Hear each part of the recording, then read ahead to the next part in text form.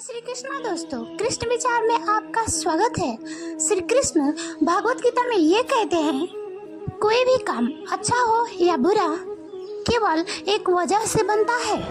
वह है केवल उस काम को करने का पीछे का वजह आपका इरादा कैसा है। आप उस काम को करना क्यों चाहते हैं? क्या आप उस काम को इसलिए कर रहे हैं जिससे आपका कोई स्वार्थ पूरा हो, या इसलिए कर रहे हैं कि किसी का भला हो जाए? काम भले ही एक हो, लेकिन उसका नतीजा इस बात पर निर्भर करता है कि आपका उद्देश्य सही है या बुरा। महाभारत के युद्ध में पांडव भी युद्ध कर रहे थे और कौरव भी युद्ध कर रहे थे, लेकिन दोनों का उद्देश्य बिल्कुल विपरीत थे। पांडव अपने धर्म के लिए युद्ध कर रहे थे और कौरव अधर्म के लिए।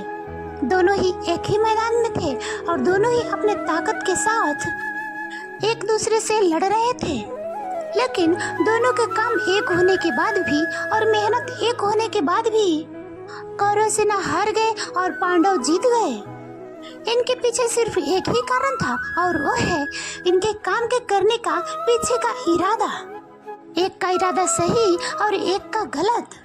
श्री कृष्ण कहते हैं, इंसानियत के सिवाय इस दुनिया में कुछ भी नहीं रहता। इंसान जब पैदा होता है तो नंगा होता है और जब वो मरता है तो ऐसे ही जला दिया जाता है, उनके साथ कुछ भी नहीं जाता। जिंदगी में जो कुछ भी यहाँ आने से आपको मिला है वह आपके आने से पहले किसी और का था, और जब आप यहाँ से चले जाएंगे तो किसी और का हो जाएगा। जो पैसे आज आपके पास हैं, जो नाम आज आपके पास है, जो पद आज आपके पास है, वो पद पर कोई और था, और आज भले ही आप हैं लेकिन कल कोई और आपसे छीन लेगा। यही सृष्टि का नियम है और यही भागवत गीता की सबसे बड़ी सीख है जो हर एक पृथ्वीवासी को समझनी चाहिए। समय का बदलाव इस दुनिया का नियम है, तो ऐसी कौन सी चीज है जो हमेशा रहती है, जो हमारे मरने के बाद भी इस दुनिया में रहेगी? वो चीज है इंसानियत। सबसे पहले एक अच्छा इंसान बनिए, और हर एक मनुष्य उस परमात्मा का अंश है जो हमारे सीधे तार उस परमात्मा से जुड़े हुए हैं। हमारी आत्मा कभी गलत नहीं होती, लेकिन हम शरीर के सुखों के कारण गलत कार्य को करने में लग जाते हैं और उनका नतीजा भी गलत ही होता है। आज हमारे पास जो कुछ भी है, चाहे हमारा प्यार हो, रिश्ता हो, पैसा हो, नाम हो, एक दिन हमसे सब छीन जाएगा और हम भी चले जाएंगे।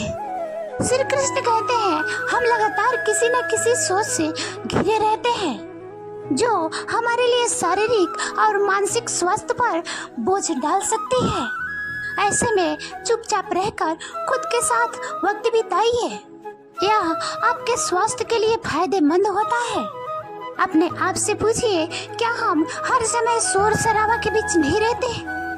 लगातार लोगों की बकबक, बाहर गाड़ियों की शोर, तेज ध्वनि की आवाज, तेज संगीत की आवाज, यह सब हमारे तनाव का कारण होता है और हमारी नींद को बाधित करती है। मगर क्या हम कुछ देर के लिए इन सब से दूर नहीं रह सकते?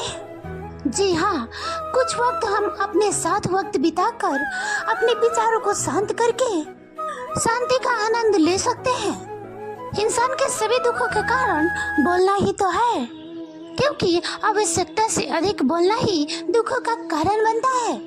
इसलिए कम बोलिए, सटीक बोलिए, मधुर बोलिए, और सबसे जरूरी जितना आवश्यकता हो उतना ही बोलिए।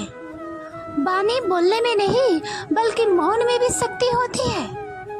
इसी कारण हमें अधिकतर मौन में बहुत शक्ति दी गई है। मौन में सेहत का बहुत ही गहरा संबंध है और इससे मानसिक शांति मिलती है। मौन से विचारों में एकाग्रता आती है और रचनात्मक बढ़ती है। इसलिए जितने भी साधु संत और तपस्वी सबने मौन रहकर और ध्यान लगाकर वह अनेक ज्ञानों को प्राप्त किया है। हमारे जीवन में एक नहीं बल्कि बहुत सारे अनेक दुख बोलने के कारण ही उत्पन्न होता है। क्योंकि हमारी समस्या यह है कि हम चुप नहीं रह सकते, हमेशा कुछ न कुछ बोलते ही रहते हैं और आदमी के बोलने के कारण ही आदमी के ज्यादा दुख का निर्माण होता है। परिवार में कलेश का कारण हमारा बोलना ही होता है। आप जितनी भूख हो उतना भोजन खाते हैं, जितनी जरूरत हो उतना कार्य करते हैं, लेकिन क्या आप कभी इस बारे में सोचे हैं कि आप कितना बोलते हैं? क्या आप उतना ही बोलते हैं जितनी आवश्यकता हो, या अनावश्यक ही सारे दिन बोलते रहते हैं? इस बारे में कभी अकेले बैठकर जरूर सोचिए कि आज आप दिन भर में कितने बोले, क्या बोले और सबसे जरूरी क्या बोले। इनमें से कितनी बातें जरूरी थी और कितने अनावश्यक थी। श्री कृष्ण कहते हैं माफ करना महान व्यक्ति की निशानी है। इस दुनिया में सबसे हिम्मत वाले और सबसे ज्यादा ताकत वाले इंसान वो होते हैं जो माफ करना जानते हैं। एक बार जरा सोच कर देखिए, भगवान की कौन सी चीज भगवान बनाती है? श्रीमद् भागवत गीता में श्री कृष्ण कहते हैं चाहे वो कितना भी पापी इंसान क्यों ना हो, लेकिन अगर वो अपने बुरे कर्मों को करना छोड़कर अच्छे कर्म करना शुरू कर दे तो उसको वो अपना लेते हैं। यानी कि भगवान इतने पूरे सृष्टि के मालिक होकर भी इतने दयालु हैं, इतने नेक दिल हैं। उनके दिल में सबके लिए जगह है, उनके लिए सब समान है। माफ करना महान व्यक्ति की निशानी है और माफ वही कर सकता है जो सामने वाले के किसी न किसी नजरिए से बड़ा हो। किसी की गलती होने पर उस पर नाराज होना, उस पर गुस्सा होना बहुत ही आसान काम है और एक कोई भी कर सकता है, लेकिन हिम्मत वाले इंसान गलती करने वाले इंसान को माफ करके उसको एक मौका दे सकता है। श्री कृष्ण कहते हैं सच्चाई और अच्छाई को कभी हराया नहीं जा सकता और ना कभी छुपाया जा सकता है। इसलिए सच कहने और अच्छे कर्मों करने से कभी मत डरिए। सच्चाई और सूरज को ज्यादा देर तक छुपाया नहीं जा सकता। एक समय आने पर इनको दुनिया के सामने आना ही पड़ता है। आप उनको सामने आने से नहीं रोक सकते। इसलिए अगर आज आप ऐसा कोई काम कर रहे हैं जो गलत है, जो झूठ है, तो आपको उस काम को तत्काल ही छोड़ देना चाहिए, क्योंकि किसी न किसी दिन आपकी सच्चाई दुनिया के सामने जरूर आएगी। भगवान श्री कृष्ण कहते हैं हमें सिर्फ कर्म करने का अधिकार है, फल के बारे में ना सोचे। आपको काम करने की छूट है, लेकिन अपने आप को उस कार्य में होने वाली हार और जीत को बांध कर नहीं रखनी चाहिए। यह एकमात्र ऐसी चीज है जो अगर इंसान समझ ले तो उसका 100% दुख समाप्त हो सकता है और वह बिना किसी भी परेशानी की मेहनत कर सकते हैं। ऐसी कोई मंजिल नहीं रह जाएगी इस दुनिया में जिसे वह हासिल नहीं कर सकता है। और सबसे शानदार बात तो यह होगी कि सब कुछ प्राप्त करने के बाद भी वह इंसान कभी भी घमंडी नहीं होगा। आपको किसी भी काम को करने का उद्देश्य कभी भी ये नहीं होना चाहिए कि अगर ये काम मैं कर लूंगा तो मुझे ये फल प्राप्त होगा। अक्सर ये होता है कि हम मेहनत तो बहुत करते हैं, लेकिन उस मेहनत से ज्यादा हमारी मन में चिंता होती है, इच्छा होने लगती है। हर वक्त हम ये सोचने लगते हैं कि हम इतना मेहनत कर रहा हूँ तो हमें सफलता क्यों नहीं मिली, मुझे सफलता मिलनी चाहिए। अगर आप उस काम में सफल नहीं हुए तो कोई और इंसान उस कार्य में सफल जरूर होगा, क्योंकि उसने आपसे ज्यादा मेहनत की होगी। लेकिन वो सफलता उसको ना मिलकर आपको मिल जाती तो उसके साथ कहीं ना कहीं अन्याय हो जाता।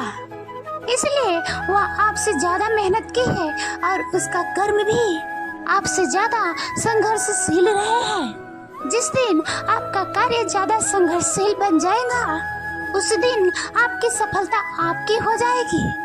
एक बार की बात है, एक छोटी सी गांव में एक युवक रहता था जो जीवन में सफल होने के लिए हमेशा कड़ी मेहनत करता था। उसकी दिनचर्या में हर एक दिन कठिन परिश्रम थी। युवक का मानना था कि अगर वो कड़ी मेहनत करेगा तो एक दिन उसे सफलता जरूर मिलेगी। हालांकि कई बार वो अपने आप से सवाल करता कि उसका मेहनत का फल अभी तक नहीं मिला। वह दूसरों को सफलता पाते हुए देखता और सोचता उसने कुछ कम मेहनत किया होगा या शायद कुछ गलती की होगी। युवक दिन रात इस चिंता में रहता था कि उसका मेहनत का फल कब मिलेगा। एक दिन युवक के गांव में एक संत आया। संत ने देखा कि युवक बहुत बेचैन और चिंतित था। संत ने उसे बुलाया और पूछा, इतने व्याकुल क्यों हो बेटा? युवक ने उत्तर दिया, स्वामी, मैं दिन रात मेहनत करता हूँ लेकिन मुझे सफलता नहीं मिली है। मैं हर वक्त इसी चिंता में डूबा रहता हूँ कि कब मुझे मेरे मेहनत का फल मिलेगा। संत ने मुस्कुराते हुए कहा, तुम्हारा दुख इसी बात में है कि तुम फल की चिंता में डूबे हुए हो। भगवान श्री कृष्ण ने गीता में कहा कि हमें कर्म करने की अधिकार है लेकिन फल की चिंता नहीं करनी चाहिए। तुम्हारा काम है मेहनत करना लेकिन फल तुम्हारे हाथ में नहीं है। युवक ने पूछा कि क्या तो मुझे मेरा मेहनत का फल नहीं मिलेगा? संत ने गंभीरता से कहा, तुम्हें फल अवश्य मिलेगा लेकिन कब और कैसे यह तुम्हारे कर्म पर निर्भर करता है। यदि तुम मेहनत करते रहोगे और अपने कर्म के प्रति सच्चे रहोगे तो एक दिन सफलता खुद चलकर तुम्हारे पास आएगी। और लेकिन तुम फल की चिंता करते रहोगे तो तुम्हारी मेहनत अधूरी रहेगी। जब हम बिना फल की चिंता किए बगैर हम उस कार्य को करते हैं तो हमारी उस कार्य को करने में सारी ऊर्जा केंद्रित रहते हैं और यही हमें असली सफलता दिलाती है। संत की बात सुनकर युवक को एहसास हुआ कि उसकी सारी चिंता सिर्फ इस बात पर थी कि उसे कब सफलता मिलेगी। उसने तय किया कि वो बिना फल की चिंता किए बगैर अपने ध्यान को केंद्रित करेगा और अपने कार्य को करेगा। समय बीता और युवक ने सिर्फ अपना ध्यान अपने काम पर लगाया। उसने जो भी कुछ किया पूरे दिल से किया और एक दिन उसकी मेहनत रंग लाई। एक दिन वह मंजिल अपने हासिल कर ली जिसका वह बरसों से इंतजार कर रहा था। और सबसे खास बात यह थी कि उसने सफलता पाने के बाद भी घमंड नहीं किया क्योंकि उसे अब समझ में आ गया था कि सफलता सिर्फ मेहनत का फल है, घमंड का नहीं। जय श्री कृष्णा दोस्तों, वीडियो अच्छी लगे तो जय श्री कृष्णा लिखना मत भूलना कमेंट में।